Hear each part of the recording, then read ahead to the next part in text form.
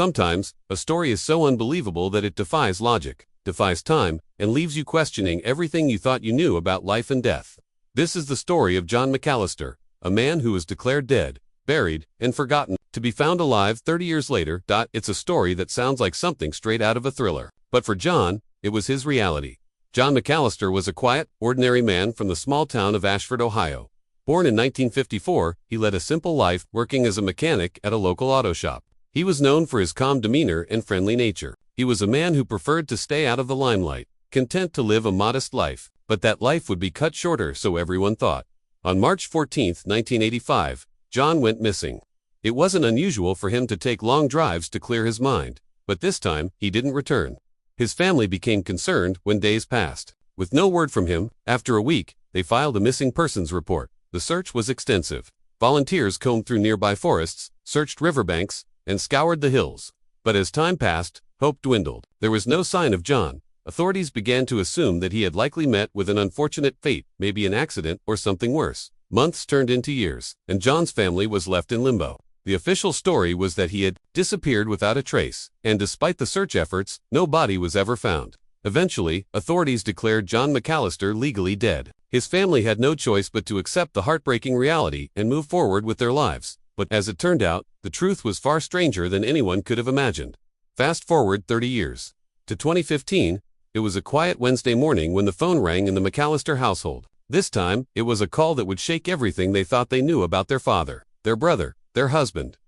The caller was a man from a hospital in Albuquerque, New Mexico. He told the family that they had a patient who had just been admitted, and after a routine check, they found an unusual detail in his medical history. His name, John McAllister. At first, the McAllisters thought it was a mistake. There must have been some an unfortunate coincidence. But when the man on the other end of the line confirmed that it was their John, the disbelief turned to shock. John had been found alive. He was located in Albuquerque, living in a small apartment and working as a janitor. When the doctors and police investigated, they learned that John had no memory of his past life. He couldn't recall his family, his hometown, or even his real name.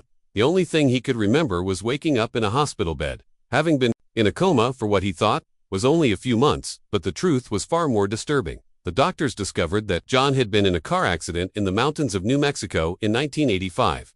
His car had veered off the road, and he had been thrown from the vehicle, severely injured. The crash had left him unconscious, and when paramedics arrived, they assumed he was dead. The injuries were so severe that they didn't even bother to check for a pulse. They assumed he was gone. John was taken to the local morgue, where his body was prepared for burial. The funeral home had already made arrangements to claim him as an unclaimed body, and the paperwork was processed. But somehow, John wasn't dead. When John came to in the morgue, he was disoriented and confused.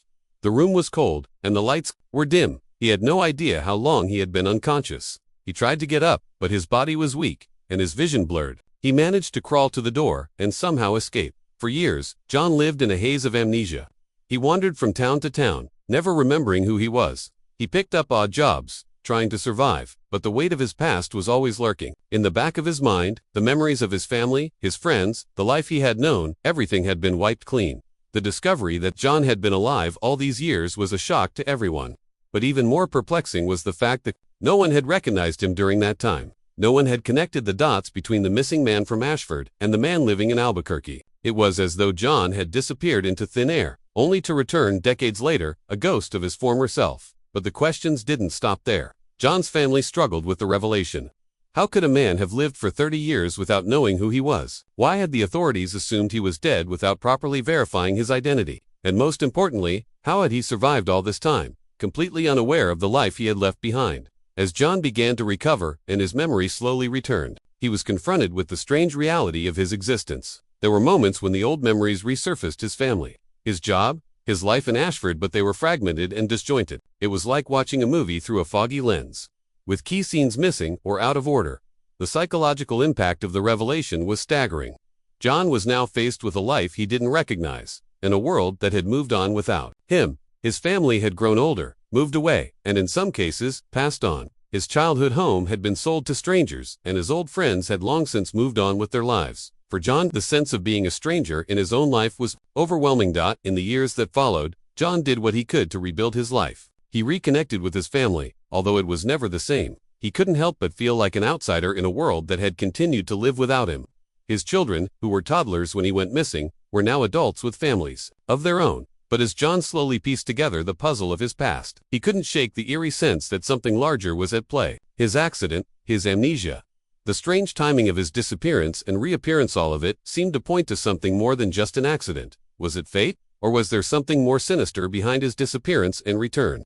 The case of John McAllister's disappearance remains one of the most bizarre and unnerving stories in modern history. How could someone disappear for 30 years and come back, alive and well, with no memory of their past? What really happened on that fateful night in 1985? And will we ever truly know the answers? For John, the question remains, who am I? And maybe, more importantly, why am I still here? If you're as fascinated by this strange and mysterious story as we are, don't forget to subscribe and turn on notifications for more real-life mysteries. You never know what other incredible stories we might uncover